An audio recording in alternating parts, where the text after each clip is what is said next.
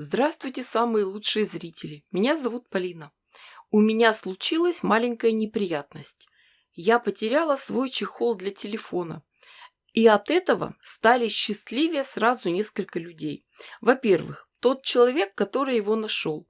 А во-вторых, все зрители моего канала. Потому что я буду шить новый чехол. У меня нашелся прекрасный кусок мебельной ткани. Он бархатистый, на плотной основе полотняного переплетения. Для начала прикинем размер. Мерить будем сразу по телефону. Сверху оставим побольше. Здесь будет подгибка.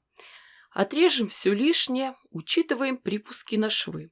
Обозначим место, где будет располагаться рисунок. И нарисуем кружочки. Это будущие цветочки. Весь рисунок берем из головы. Вышивать будем лентами. Подойдет обычная атласная лента с шириной 6 мм. Обратите внимание, как правильно закрепить ленту на игле. Иголка нужна большая, можно использовать цыганскую или хомутную. Можно взять большую гобеленовую иглу. Самое главное, чтобы у нее было широкое ушко. Конец ленты срезаем под углом 45 градусов и вставляем его в ушко иголки. Потом иголкой протыкаем этот кончик атласной ленты и закрепляем его на иголке. Получается, что лента держится на игле только самым кончиком. Поэтому лента проходит через ткань свободно, не деформируется о край ушка иглы и не вытягивается. Шить мы будем самым простым стежком, доступным для новичков. Он называется прямой. Для этого мы выкалываем иголку из центральной окружности цветка. Работаем аккуратно. Иголку вытаскиваем выкручивающими движениями, ничего не дергаем. На изнанке оставляем хвостик длиной примерно 2-3 см. Дальше выкладываем ленту в нужном направлении, формируем лепесток. Потом иголкой протыкаем ленту и уходим на изнаночную сторону. При этом стараемся проткнуть и зафиксировать начало ленты, которую мы оставляли на изнанке. Аккуратно подтягиваем ленту. На лицевой стороне формируется лепесток с узелочком. Чтобы сделать следующий лепесток, иголку выкалываем на лицевую сторону. Прокол делаем близко к первому лепестку.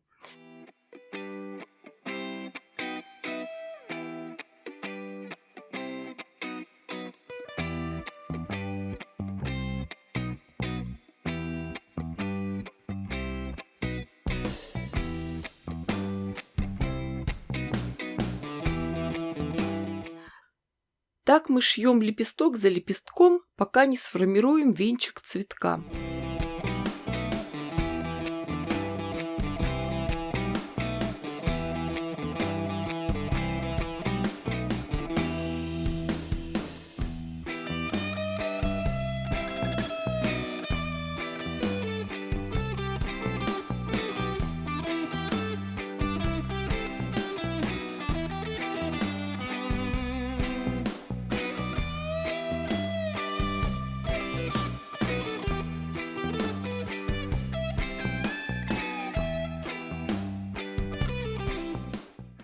Теперь показываю, что мы делаем с кончиками ленты.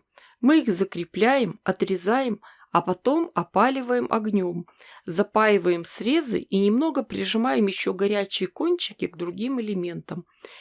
Все получается крепко и красиво. Еще совет. При вышивке лентами лучше использовать две иголки.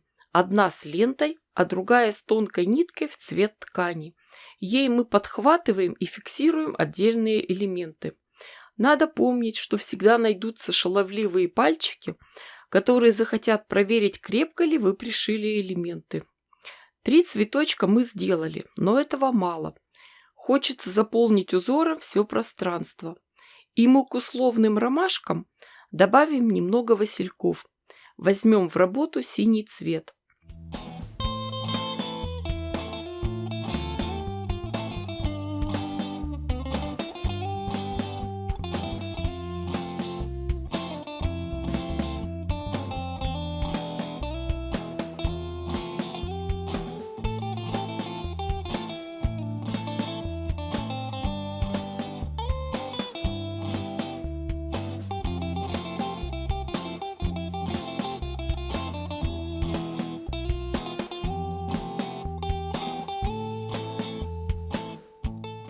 Вспоминаем разнотравье летнего луга. Хочется еще добавить дикой гвоздики. Берем в работу насыщенный розово-лиловый цвет.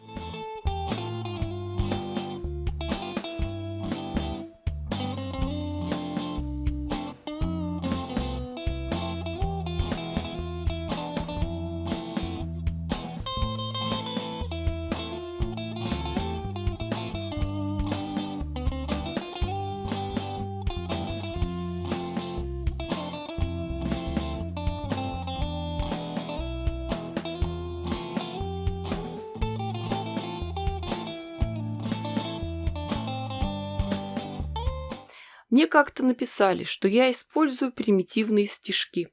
Но если учитывать, что шью я чехлы для телефона, которые будут постоянно в руках и которые я периодически теряю, то не имеет смысла делать сложные объемные формы. Поэтому тем же самым прямым стежком выкладываем листья.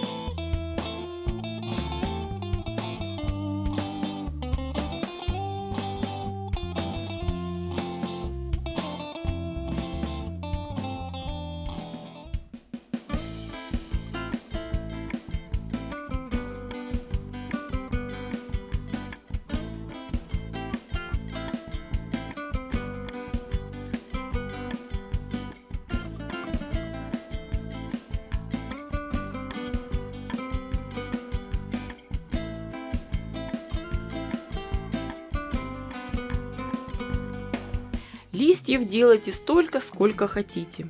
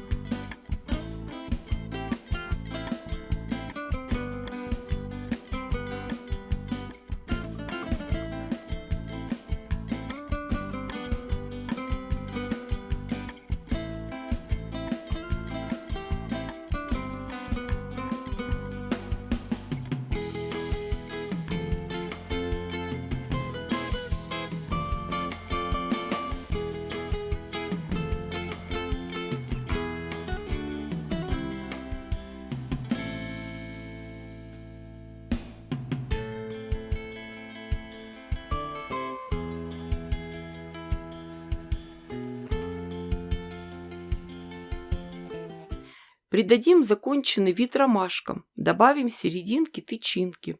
Для этого приготовим кусочки желтой ленты примерно 2,5 см длиной. Сделаем прямой срез и опалим их над огнем.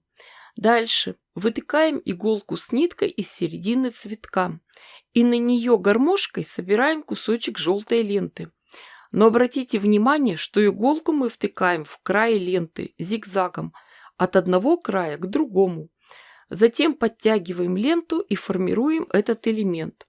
Он получается похожим на маленькую розочку. У ромашек широкая серединка, поэтому сделаем 3 таких розочки.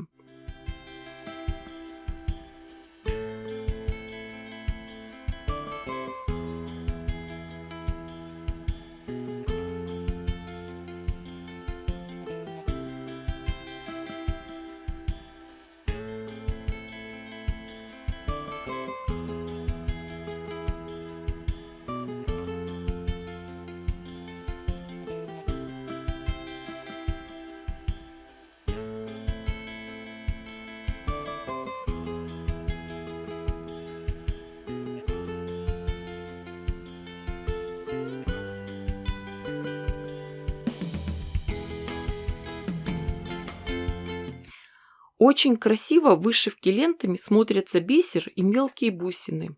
Раз пошла такая пьянка, режь последний огурец. Для работы с бисером возьмем специальную иголку, очень тонкую. Она так и называется – бисерная. Хорошенько пришиваем каждую бусинку.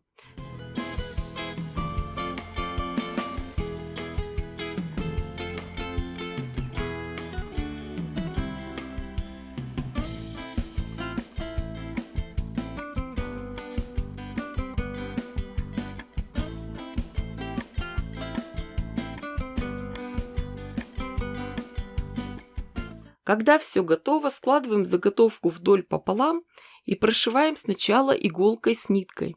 У нас ткань с мелким ворсом, она очень подвижная, может уехать под лапкой швейной машинки. Поэтому сначала руками, потом на машинке. У готового чехла подворачиваем верхний край примерно на 2,5 см и подшиваем его потайными стежками. Следите за тем, чтобы на лицевой стороне не было видно ниток.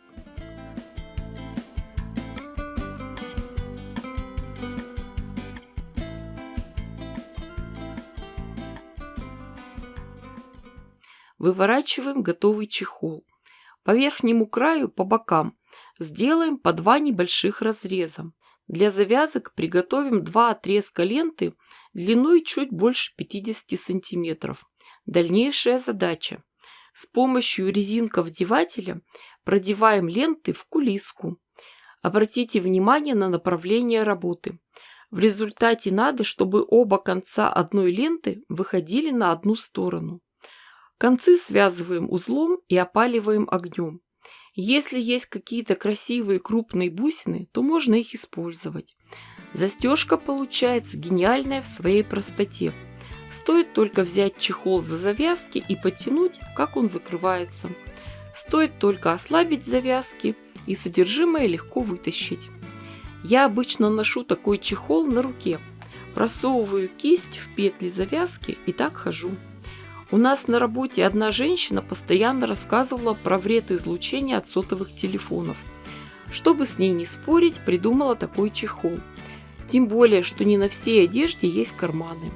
А здесь очень удобно, руки свободны. А в этот чехол можно положить и банковскую карточку, и ключи, и свободно идти по делам. Чуть раньше я шила чехлы с другим узором. Девочки, дорогие мои, вы же понимаете, что я дала вам идею. Шейте, творите, вытворяйте. Уверена, что у вас все получится гораздо лучше, красивее и интереснее, чем у меня. Не ждите чудес, чудите сами. Ставьте классы, пишите комментарии. Кто еще не подписан, обязательно подпишитесь, чтобы не пропустить мое новое видео. Огромное спасибо всем, кто поддерживает меня на Бусти.